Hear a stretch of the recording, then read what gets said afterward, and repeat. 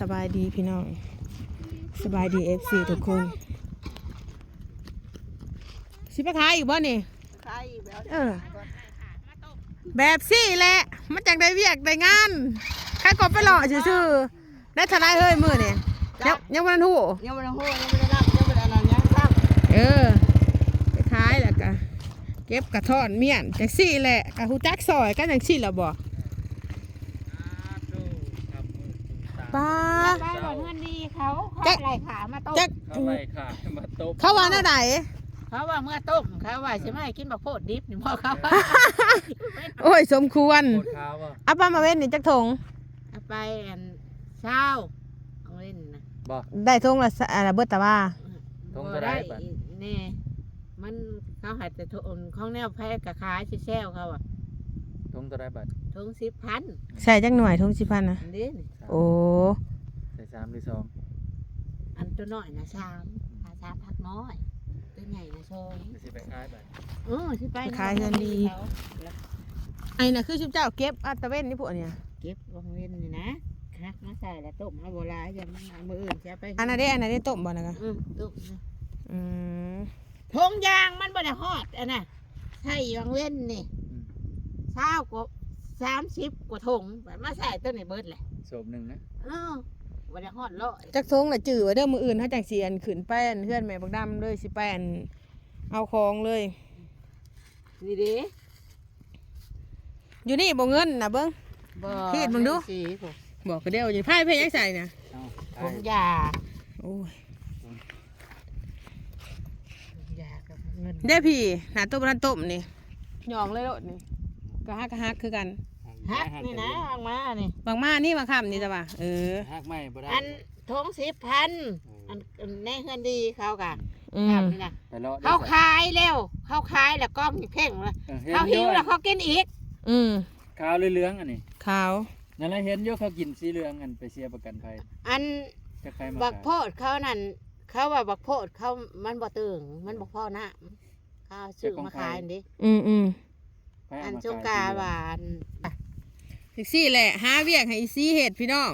ถ้าก็มันอยู่ซื่อๆ FC บ่แมนคว่ำขากพี่น้องเอ้ยถ้าก็มันเที่ยวมาเอาเงินน้ำยายแปรเพราะกันซอยหานะนี่บาดแบ่งบาดปั้นกันกับพ่อมีส่วนได้ส่วนยังน้ำหมูใครก็แล่นขลุ่นออกไปออกมา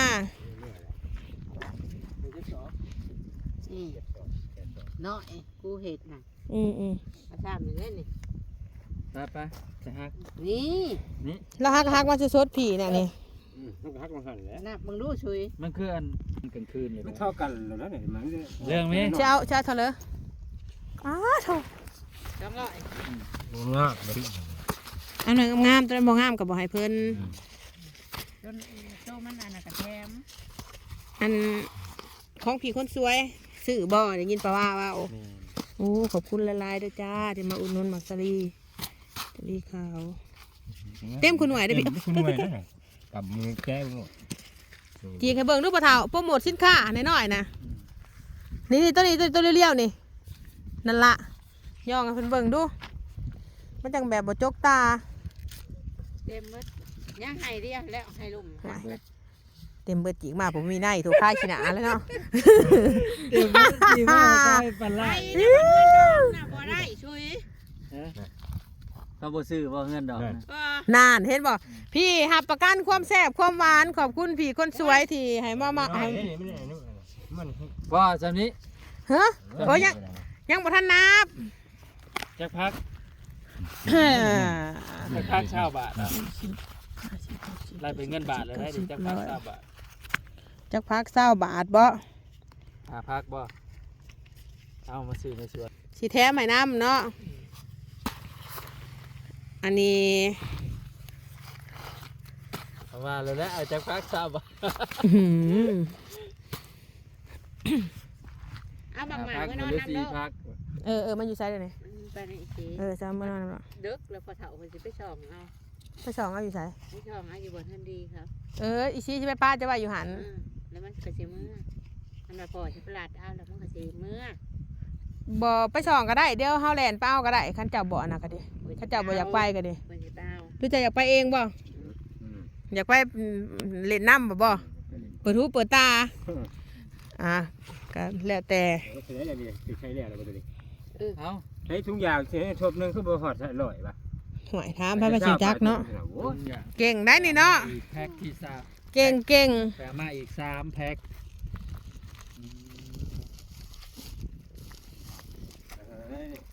สุดยอด ไปค่าจะล้วนเรา 40 ไปห้างมีประถาวทั้งหมดอ่ะ200ไปห้างมาอีกแน่ขอบคุณพี่คนสวยเด้อที่มาอุดหนุนซอย200 บาท ตัวหน้าแถมมันหาพักเนาะ ห้ามเอายังจะให้เทิงแล้วเนาะ อืม ลุงก็เล่นนะครับมาตกเติม เฮ้ยมึงถือเงินน่ะมึงอย่าเอาเงินนั่นมักซารี่กูไปเล่นมักกะลอกได้ กูไม่ได้เล่นเฮ้ย คันกูหูข้อมึงขาดบ่ได้ยังเป็นคนไหน เบิ้งให้เมื่อนี่กูไม่ เอ ได้ อ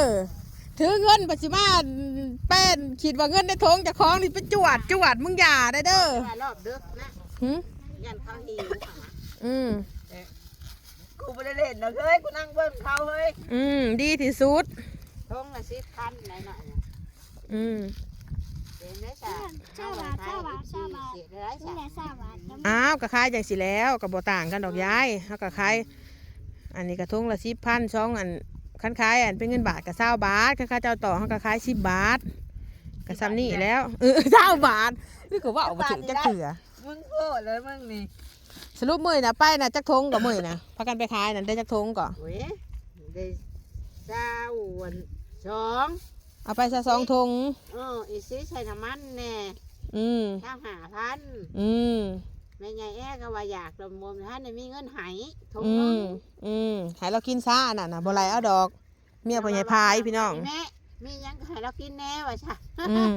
มันเราได้แล้วบ่ได้กี่ทีมาแล้วโอ้ยอยากเด้อเราอ่ะ อืม นั่นแหละผัวว่าไปพังลำเรื่องเสียเงินว่า อื ซะ ม โอ้ยเราว่ากินลูกชีพคนละลูกขนาดนั้นเราว่าคืน อ่ะซื้ออีหยังกะจือเมียนซื้ออีหยังแล้วก็จือเมียนไปแล้วก็บ่แม่นดอกว่าสิไลคุกกี้แต่ว่าอยากฮู้ว่าเฮาขายนะเฮาซื้อหยังแน่เพราะว่าที่เฮาขายนี่เฮาก็บ่ได้ใช้จักกีบคือกันเอ็นเฮาแก่เมื่อขายมันหยิกมันย่อยนี่เฮาก็เอาโฮมใส่กันไว้เบิดหั่นแล้ว เห็นว่าเบิ่งก็ไปเล่นไปเบิ่งไปนั่งเบิ่งเขากูเป็นแม่นะ ถูกต้องแล้ว ที่แม่จะไปขอเงินเอาไปแล้วเท่ามันกีบ นี่แหละนี่อันขายมักซารี่ขาวเบิดนี่จังเอามาโฮมกันเงินนั่นแล้วก็จะถาบาทเดียวนะถาแต่มักซารี่เหลืองผู้นแหละบัดนี้ก็ดี นี่ดิ10,000 อืม กูเอามามึงเศร้านี่แพงขึ้นเบิดไว้ เมื่อลงมาจากแพ็กตัวที่สองบ่ 3 ได้จักพันเลย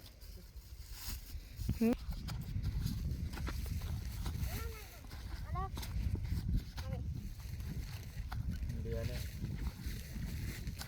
เรือเลยเรือเก็บไว้ในตัวเขาอีก เอาตัวใหม่เลยเด้อ แล้วแต่ให้เพิ่นเลือกก็โลดเลือกเอาฮักเอาอยากเอาสุดๆใหม่ๆก็เอา ก็ฮักชุดมื้อนี้คือกันแหละนี่น่ะ จะสดเยอะแต่ยังไง เพิ่นอยากได้สดเดี๋ยวนี้ก็ให้เพิ่นเอาเดี๋ยวนี้เอาเลือกเลยหมักตัวใด รถ1 2 3 4 5 เอาไปหากระสอบก็มาใส่ มันเรือ2เกาะ มื้ออื่นแล้วก็มาเอาอันต้มไปขายอีก หาเงินและสีเอ๋ย ขายมื้ออื่นขายมื้อเก่าแล้วจ้ะ พอให้มันนั่นขายหม่องเก่านะ อื่นจะติดผีเด้ อืม ใช้กระสอบหน่อยวะ กระสอบน้อยแม่ประคอดเพิ่นสิเอาไว้เฮ็ดธงพายน่ะแล้วเพิ่นแม่ก็หากระสอบเวียด ขายสอยกันหั่นแหละ ไม่ได้ใช้หมู โอ้ยแขวยายแป้คักๆโลดตัวน่ะ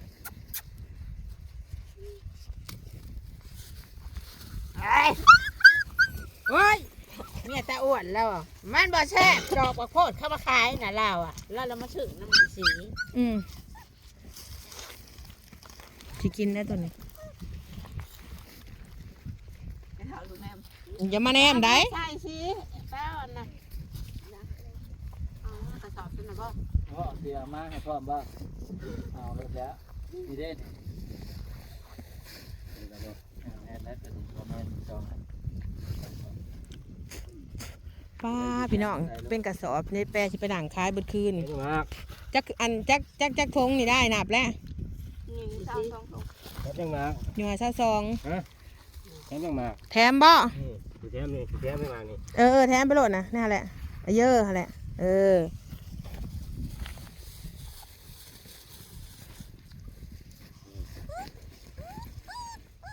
มาหาเมื่อน้ำเอื่อยเด้อเมื่อน้ำเอื่อยเด้อน้ำเอื่อยช่วยเด้อ มื้อนอนนะบักอี ยินบ่ อยู่โลดสันน้ำพอมึงก็ได้ เงินจีใบพอ เงินบาทไปเล่นบ่ โอ้โห ตอนนี้มันเงินหน่อยเด้อมันคอยนะมันมีช่วยไปได้ นะฮะสบายดีพี่น้อง มันยังเนาะหุ่นจิ้มหูจิ้มตาอยู่โอ้ยขอบคุณหลาย แถมแน่ ๆขอบคุณหลายๆเด้อพี่เด้อ หมดแล้ว สำหรับมักซารีรอบค่ำเฮงๆมัน200 บาท หมากแนงมันบ่นี่ พอมั้งใส่ก็ได้ เนี่ยหมากแนงก็ยังติด กระทงหนักสิ ได้ยังเนี่ย ใช่ตัวบักทงมาโคตรจะไว้มืออื่นดิช่วยผู้สิกินนะการมาชิลิอะเลยใช่ใหญ่เลย เอ้ายังไงได้อะไร มานี่มานี่มานี่มานี่ ต้ม ต้มมืออื่นกระเบิดดอกยังให้น้อยนึงกระบอกเลยเบิดผัก30บ่เอาเมื่อได้สิ30นะ ได้เบิดเฮ็ดได้ ว้าโถพี่น้อง จะอัดคุณอัดช้ามันไปได้มันนักไปได้หรอก ไปสิ ไม่ใช่ 10 โมงก็มาย ายแปรสิไปขายอยู่เฮือนนั่นซบพี่น้อง ใช่ตาลุนตาเรามุนเนี่ย ไปแล้วก็ยืมโต๊ะเขาเจ้าน่ะย้ายออกมาแล้วก็โจกว่างใส่แบบเขาเจ้าขายเนี่ยจะเห็นบ่เออ 40เลย นั่งบ่อนสีแจ้งนั่งขาย พวกเขาเจ้าเหรียญพวกเขาเจ้าหิวเขาเจ้ากระซื้อกินผู้ที่40 ทงบ่ค่ะโถพี่น้อง 40,000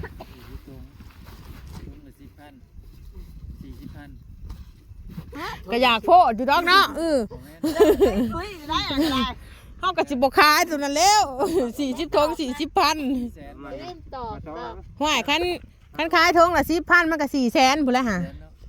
คันขายทงละ20 บาทมันกัน มีเยอะ ขายทุกเช้าแล้ว 800 มันก็800แล้วได้หายาย นี่กี่กระชิบไปพัด ถ้าเงินเกียรติมันพอ12,000เนาะ เออ ก็เล่นมากระดอก มันผัดจากหญ้า มือแดง มึงเอาเงินมาแต่ใส่ ให้เงินบาทกับชาวบ้าน ว่าง่ายๆมันผัดจากหญ้า การตะโต้แน่มันบอก ส่วนร้านน่ะ10,000เนาะเขาเจ้าซื้อเนาะ แบบพอดี 10,000ซะกะรุ่นไหนก็เจ้า10,000ก็ ต้มเลยไม่รู้เป็นยังไงมัน เนี่ยความ ต้มไว้ก็ได้พ่อเฒ่า ต้มเปล่าอะไรดู มื้ออื่นเช้า โอ้ยมือเช้าจะต้มเอา ต้มมันฮ้อนไปหรือบ่ มันเป็นมักกะโพดต้มแห้งคืน ถ้าต้มมื้อเช้าก็ได้แม่นครัวมันจังแซ่บ พันอยู่ดอกเพื่อนดีพระเจ้าก็เผื่อเบิดเผื่อข้าม อืม อันนั้นก็ต้มแล้วก็มาแล้วชี้อันนั้นก็ให้อีชี้มาเอา อืม อีชี้มันก็จัดเป็นอยู่ อืม พันอยู่ดอกคืนเช้ามาแล้วก็ต้มแบกคืนน่ะเอาต้มน่ะ 40 ทงคันเจ้าขายเบิด40มื้อแรงเจ้าเก่งนะยายจะได้400,000พุ่นน่ะหายาย มันคนซื้อลายก่อน อัน ได้นะ เมื่อ เดิก เว้น คนแล้ว นี่ แต่ นะ ว่า ไปนะบ่อนเฮือนอันบุญน่ะไปนะบ่อนเฮือนกินดองน่ะโอ้ยไม่แม่นสิอยากคนได้ก็เวชบ ห่วยเฮือนกี่ดองใส่ โอ้ยนี่หาแล้ว แล้วก็ไปเฮือนอันเฮือนอันที่เข้าเจ้าอันจังหน่อยก็ได้ท้ายดอกเข้าเจ้าอ่ะ อืม เข้าเจ้าฮักกระยากินว่าบ้าได้แล้ว หญ้า กูบ้าบักโพดดิบไปน้ำหาทงยันว่าจะมีผู้เฮาหาเด้ อืม ไป บ่แม่สิกินหมากดิบได้ไฮโลว่ะมาต้มไหน โทรพี่น้องเอ้ย อันน่ะไอ้ชีวิตไปส่งก็ได้ไปส่งหยังค่ะ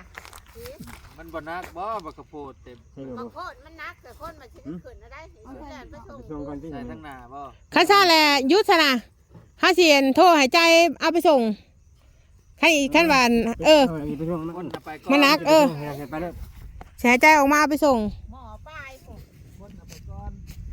มันหมอปลายผู้ช่วย จะไปยืนถาห้าวอยู่ป่ากันนะโลดไปจัดสถานที่ไปตั้งโต๊ะไว้ถาเอาไว้ นักสิเทิงแก่คนเจ้าหน่อยละผ้าลบ เออ ไม่ใช่โบนัสอันนั้น เดี๋ยวโทรใจก่อน แม่ สำนีแล้วเด้อพี่น้อง ไป